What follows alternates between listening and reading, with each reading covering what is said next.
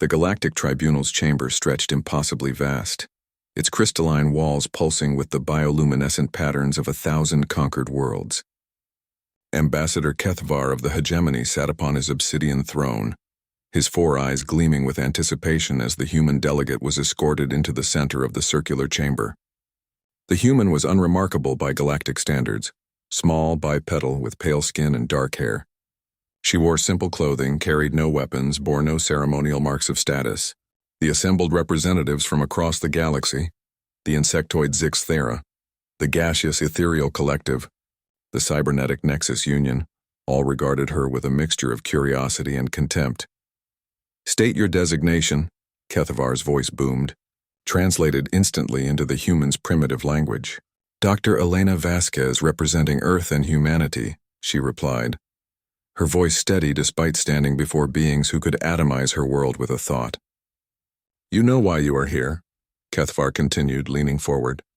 "Your species has been judged. Your world produces nothing of value. No rare elements we cannot synthesize, no technologies we do not possess, no strategic advantage we require. Yet your planet occupies prime real estate in this spiral arm. The chamber filled with the equivalent of approving murmurs from species that communicated through electromagnetic pulses, chemical releases, and quantum fluctuations. The galactic hegemony has decided to be generous."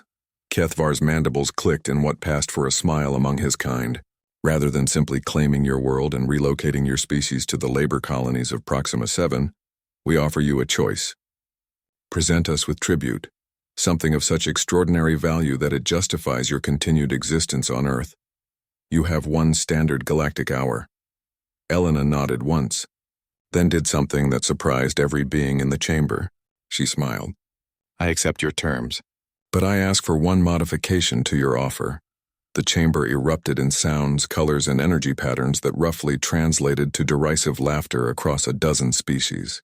"You dare to negotiate?" Kethvar's voice carried the chill of vacuum. "You, representing a species that has barely achieved interplanetary flight?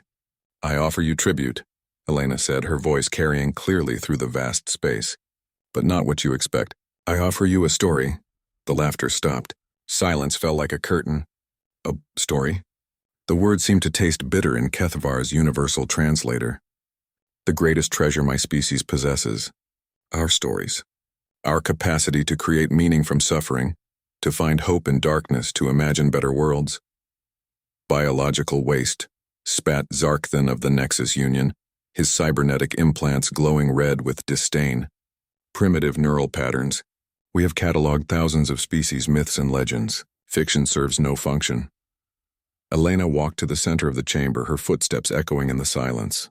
"Then let me tell you about a girl named Anne," she began.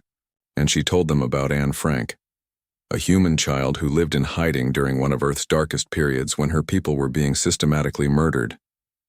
She spoke of cramped rooms and whispered conversations, of a young girl who still believed in the fundamental goodness of humanity, despite witnessing its worst cruelties. The chamber remained silent, but Elena noticed subtle changes, the ethereal collective's gaseous forms swirling more slowly, the Zixthera's antennae tilting forward. She told them about the girl's diary, written not for publication or fame, but simply to preserve the light of hope in overwhelming darkness. How Anne wrote about dreams of becoming a writer, about her first love, about teenage frustrations that seemed both trivial and profound when measured against the backdrop of genocide. "This child," Elena continued, "died in a concentration camp at 15. But her story survived. And it changed us." She explained how Anne's words had traveled across their world, translated into hundreds of languages, read by billions of humans. How one girl's refusal to let hatred extinguish her capacity for hope had become a beacon that guided humanity through its darkest impulses. "You see," Elena said, her voice gaining strength, "Anne Frank never discovered faster-than-light travel. She never synthesized rare elements or commanded fleets. She was just a child with a pen and paper, writing by candlelight. But she created something that no technology can replicate. She created meaning." The silence stretched. Elena could see ripples of something passing through the assembled delegates. The universal translators struggled with concepts they had no adequate terms for.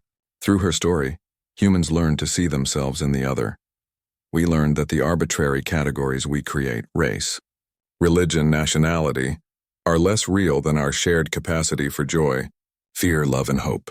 That's why humanity never developed the efficient genocidal technologies that most species acquire, not because we're more moral, but because our stories teach us to recognize ourselves in our enemies. Elena paused, looking around the chamber. Every human child learns Anne's story. It becomes part of us. And when we grow up to hold weapons or make policies or explore the stars, we carry her voice with us.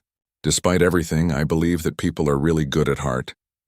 She gestured to the assembled might of the galactic hegemony. You have conquered 1,000 worlds. You possess technologies that make our wildest dreams seem quaint. But in all your vast databases, in all your accumulated knowledge, do you have a single story that transforms the listener, that makes them want to be better than they are? The chamber erupted in chaos. Some delegates demanded immediate vaporization of Earth for the humans' insolence. Others retreated into their environmental suits, overwhelmed by unfamiliar sensations. The ethereal collective swirled in patterns no one had ever recorded. But Kethavar raised one massive hand and silence returned. You offer us a story about a dead child as tribute for your entire world?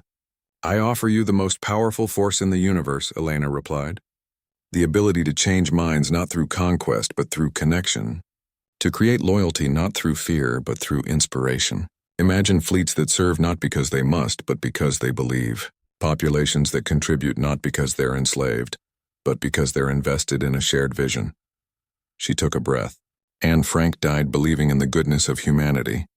Her story taught us to believe it too. And that belief, against all logic and evidence, made us become the people she thought we were. That's the power I offer you. The power to transform not just worlds but souls. The voting lasted 3 standard hours. When it ended, Earth remained unconquered. But something else had changed. The galactic hegemony's libraries began collecting stories for the first time in their history. Across the galaxy, beings who had never imagined such concepts began to wonder.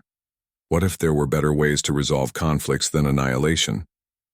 What if the greatest treasures weren't resources to be extracted, but perspectives to be shared? Elena returned to Earth carrying translation rights agreements and cultural exchange treaties. But more importantly, she carried requests, dozens of them from species across the galaxy, all asking the same thing. Tell us more stories.